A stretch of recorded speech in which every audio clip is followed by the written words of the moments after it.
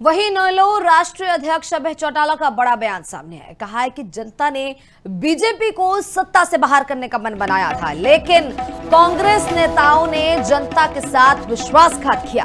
कांग्रेस की भूमिका के कारण बीजेपी तीसरी बार आई है और बीजेपी ने जनता से किया हुआ एक भी वादा जो है वो पूरा नहीं किया है। हालांकि बीजेपी लोगों को जात पात के नाम पर बांट रही है, तो इनेलो अध्यक्ष जो अभय चौटाला हैं उनकी तरफ से तमाम बड़ा बयान दिया गया है, जिसमें बीजेपी और कांग्रेस दोनों को घेरते हुए नजर आ रहे हैं और कहा है कि किस तरीके से जो बीजेपी है उसको बाहर निकालने का मन जो बना लिया था। हालांकि जो कांग्रेस है उसमें जो तमाम भूमिका रही थी उसके कारण से ही जो बीजेपी है तीसरी बार सत्ता में आई है।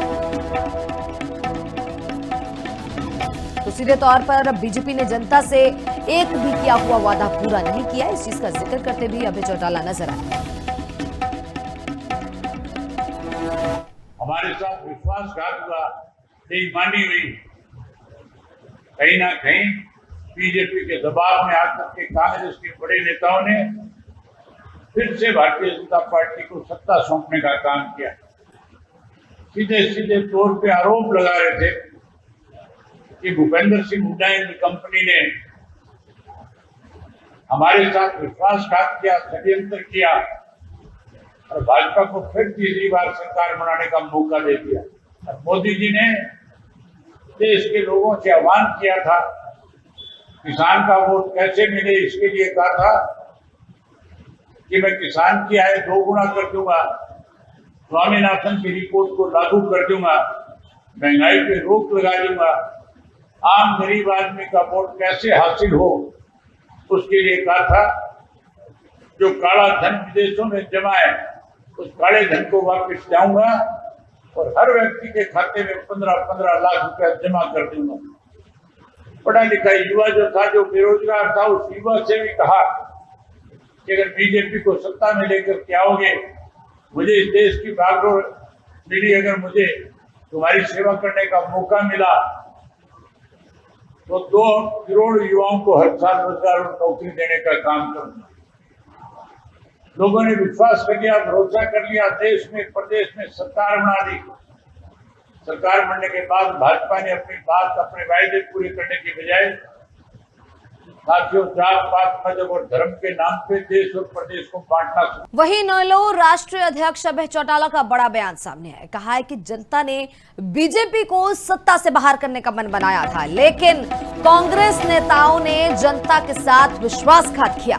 कांग्रेस की भूमिका के कारण बीजेपी तीसरी बार आई है और बीजेपी ने जनता से किया हुआ एक भी वादा जो है वो पूरा नहीं किया है। हालांकि बीजेपी लोगों को जात पात के नाम पर बांट रही है, तो इनेलो अध्यक्ष जो अभय चौटाला हैं उनकी तरफ से तमाम बड़ा बयान दिया गया है, जिसमें बीजेपी और कांग्रेस दोनों को घेरते हुए नजर आ रहे हैं और कहा है कि किस तरीके से जो बीजेपी है उसको बाहर निकालने का मन जो बना लिया था। हालांकि जो कांग्रेस है उसमें जो तमाम भूमिका रही थी उसके कारण से ही जो बीजेपी है तीसरी बार सत्ता में आई है।